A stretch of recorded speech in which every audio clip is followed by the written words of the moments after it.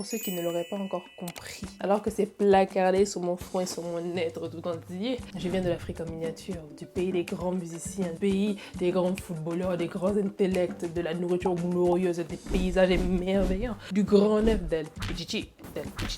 Et oui, je suis camerounaise. Bienvenue dans ce 3e épisode de Mais c'est qui c'est mignon.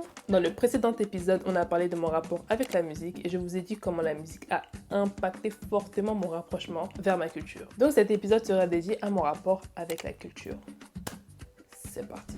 J'aurais été tentée de dire, comme vous l'auriez pu le constater, mais ça c'est pas un truc qu'on constate souvent sur mon front. Donc, je suis une enfant de la diaspora. Je suis née et j'ai grandi à Paris. Mais bon, ça m'a pas empêché d'avoir l'amour pour mon pays, l'amour pour ma culture. Merci à mes parents d'avoir fait le taf. Parce que quand tu regardes certaines familles, c'est compliqué, tu vois un peu. Donc, merci beaucoup d'avoir fait le taf. Moi, je suis la seule de mes frères et sœurs à être née en France. Malheureusement pour moi, je ne parle pas la langue. Merci à mes parents d'avoir fait le taf. Et ce complexe, parce que pour moi, ça en est un, ça m'a poussé à me poser la question. Mais ma belle, qu'est-ce que tu vas transmettre à tes enfants ? Faire le taf de transmettre sa culture à ses enfants quand on n'est pas sur le territoire d'origine, c'est un peu compliqué. Quand vous voyez comment la mélanine et comment la culture s'efface au bout de 2 générations, c'est vraiment le genre de question qu'il faut se poser dès le jeune âge. Et moi, je pense m'être posé cette question vers mes 14-15 ans. À la base, moi, je faisais pas attention, je parle pas ma langue. Bon, ça va, je connais les choses de mon pays et tout. Mais c'est pas suffisant. Une langue, c'est un élément tellement essentiel. Ça permet tellement de...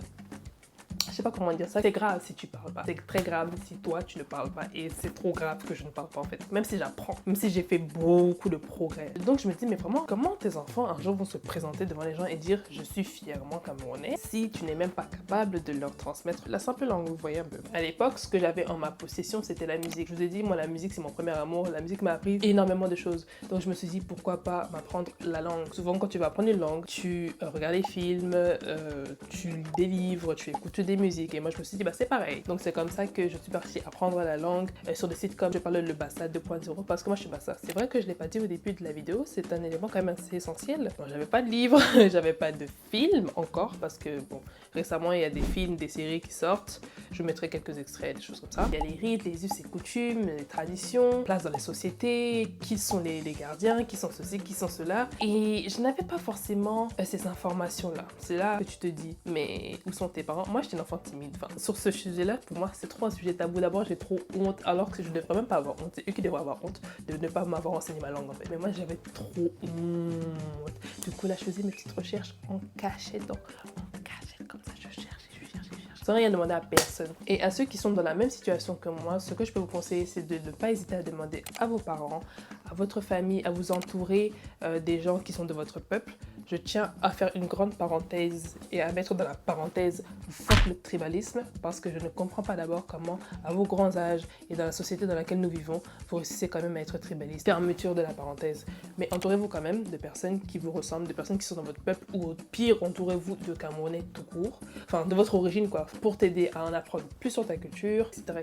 Je me considère encore en apprentissage, mais ce qui est sûr et ce que je sais, c'est que je suis Bassa, je suis camerounaise et que je suis fière de l'être. Et je pense que c'est déjà un très gros pas. Le fait d'être fière de mes origines, d'être fière de mes racines, ça a vraiment beaucoup impacté, mais quand je dis beaucoup impacté ma spiritualité, mais à un point, merde. Mais ça, je vous le dirai au prochain épisode. C'est la fin du 4e épisode de C'est qui c'est mignon. J'espère que cet épisode t'a plu. N'hésite pas à aller regarder les précédents épisodes. N'hésite pas à me donner ton ressenti sur la vidéo et ton rapport avec la culture dans les commentaires. Bisous, bye et à la prochaine.